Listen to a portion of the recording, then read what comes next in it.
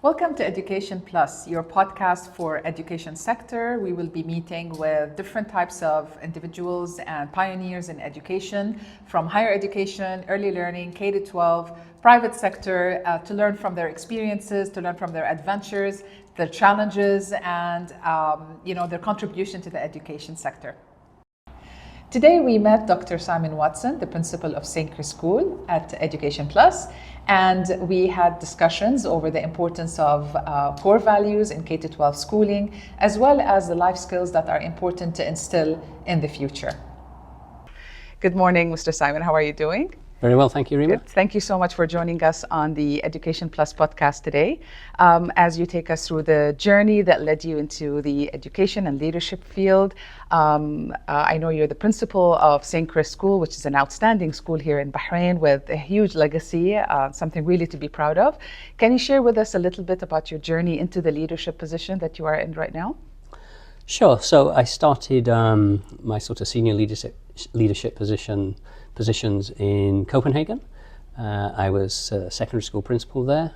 It's a relatively small school compared to St. Christopher's. It was about 650 students, about 90 different nationalities. It was one of the sort of fundamental schools for the IB diploma at the time. And from there, I went to Malaysia. I was principal of a boarding school in Malaysia. It was set up by the royal family of Malaysia. It was an amazing school on this huge, lush campus. Had a really, really good time there. And now I'm really enjoying being here in Bahrain. St. Christopher's School, as you know, is an amazing school. It's got some great staff, a big legacy to build upon. And we're just really trying so much to improve what we're doing here. Great, great. And can you share with me a little bit? I mean, you've had amazing journeys in those leadership positions you just mentioned. What inspired you to become a leader in education? So first of all, it was my maths teacher that inspired me to become a teacher. And it was because she was very caring. She really felt she understood me as a person. And it's because of that I went into teaching. And then as you go through teaching, you sort of want to make more and more of a difference. And it's for those reasons that I sort of started applying for leadership positions and moving through the different sort of steps along the way. It was. I mean, it's amazing that you mentioned that somebody in your life made that impact, that difference. What do you believe are the important values, in your opinion, through this experience that you've had, are important values to instill in students and this next generation? I think one of the things that I took from this teacher was that she cared. And I think educators, whether you're a teacher or a leader, you need to care. You need to care deeply about the students, about the staff, about the parents, about the community that you're leading. And so that's a really important value. In a school like St. Christopher's with 70 different nationalities, the mutual respect has to come through strongly as well. So the way that you interact with others, whether it's students or adults, is really important. And then you have to underpin that with honest interactions. You have to be truthful in what you say, in what you do, and you have to have this integrity as well as a leader, this real sort of strong moral code, because some of the decisions that you have to make are not going to be easy decisions, and you have to draw upon something to make those decisions. True. And it's really this moral code, and that you need this integrity that you have to fall back on all the time. And if you feel that those are, important values for leaders to have and to instill, what would those life skills that you want to see in your graduates, or you want to see in the generation or the stakeholders that you are serving? So it's this very similar things, because I think as students are moving now into the world, you've got the use of AI, you've got all the disinformation that's being put out there. Students need to know what to draw upon and how to make decisions, and they need to do that through the values that they hold. And so I think students need to obviously work hard, they need to give their best in what they do, but when they're making decisions, they have to look at the values that they have, and those come from the home, they come from school, they come from society in general. And it's a school's place to help shape those values, to really get them to think about what's important to them and what's important what's important that they do and how they act and behave. It's interesting you mentioned AI, and we know that we're living in an ever-changing world right now, and very fast-paced changes are taking place that are impacting children as young as toddlers. Yeah.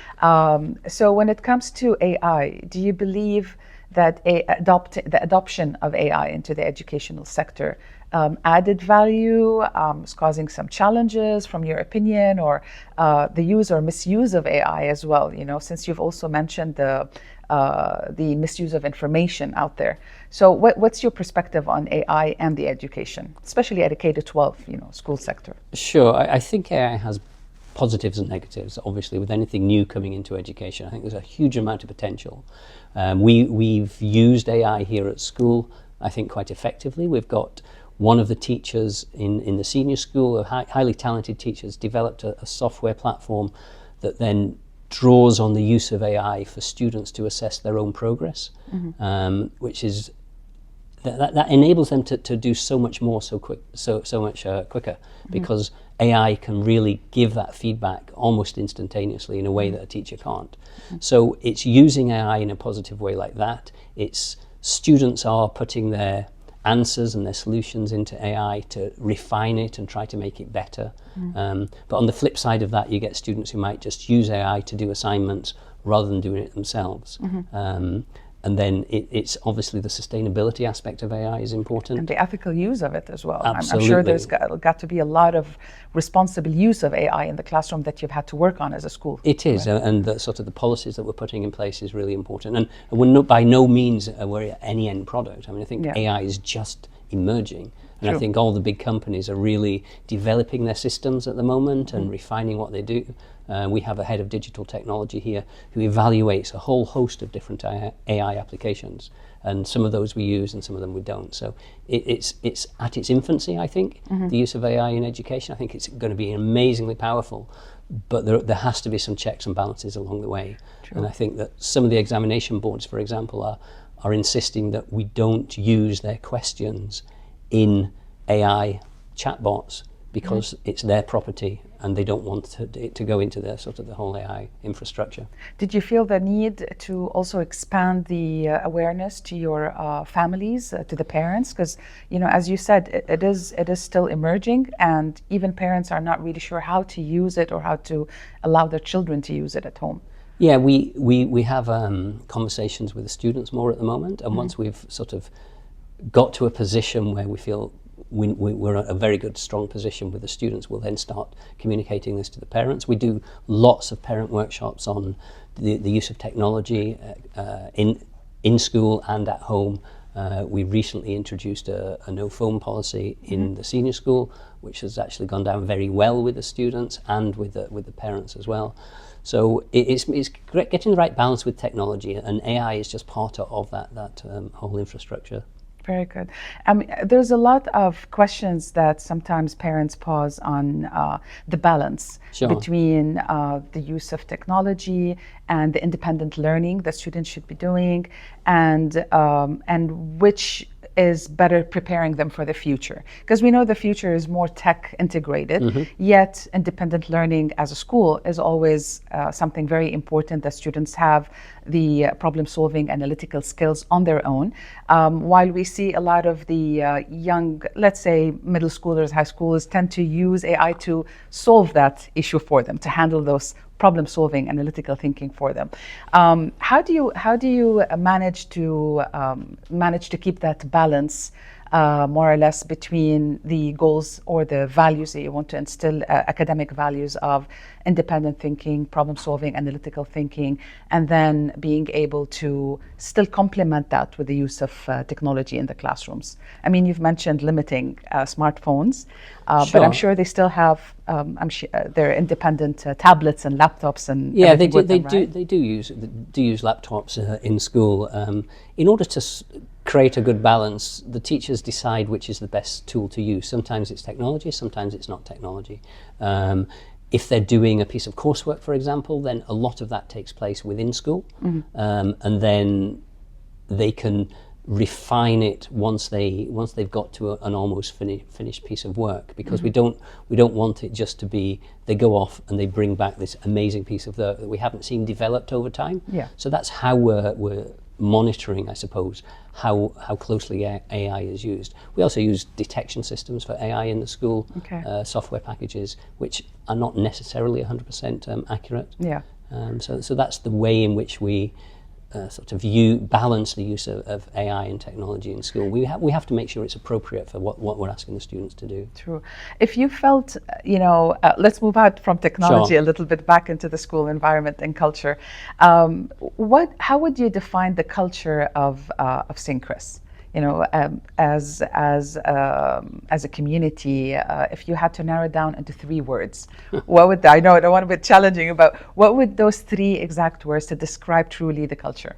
So I think it's a caring community. It's a caring culture that we have, and you see that in the way in which students and staff interact with each other, whether it's student or student and staff or staff and staff. It really is a caring community, and they really want to do the best for people. I think there's an innovative culture. St. Christopher's is known as a good school because we're always trying to improve what we do. We're never sitting back and just saying, here we are, here's St. Christopher's, everything's okay. We're always looking to make things better, see how we can do things differently, stop doing X, Y, Z, but we start doing something new. So it would be caring and innovative, and it's fun. Right? I think fun is part of that culture. It's fun for the staff, it's fun for the students. They need to come here and want to work, they want to learn, they need to enjoy what they're doing at school. And that happens because of the wide variety of opportunities that's available for the students, whether it's in music and drama and sport, and obviously in the classroom as well. The teachers try to engage the students and really hook them on their learning. Very good. Future-wise, I mean, we know that you're looking into an expansion and extensive campus facilities and all of that. What's your, if you'd like to share some information about that, or how that is going to be adding more value to the services that are being offered at St. Chris? So the new senior school that we're building down near the racecourse is going to be an amazing building. It's just, I've not seen a school like it in the Middle East as far as the facilities that it offers, and I think this will add so much to students who are currently at St. Chris and those that want to come and join the school.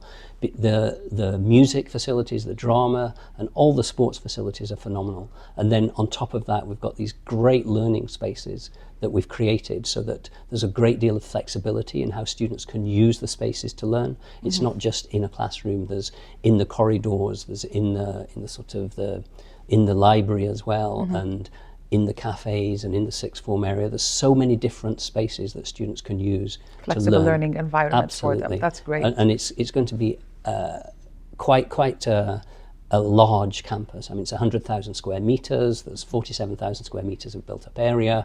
We've not sort of skimped on anything here, and it's going to be one of the sort of standout schools, not just in Bahrain but in the Middle East, I think. That's great. That's great. Congratulations on that. Thank you. What's your advice to the next generation, or as students leave your campus and embark on their journey in their higher education and life?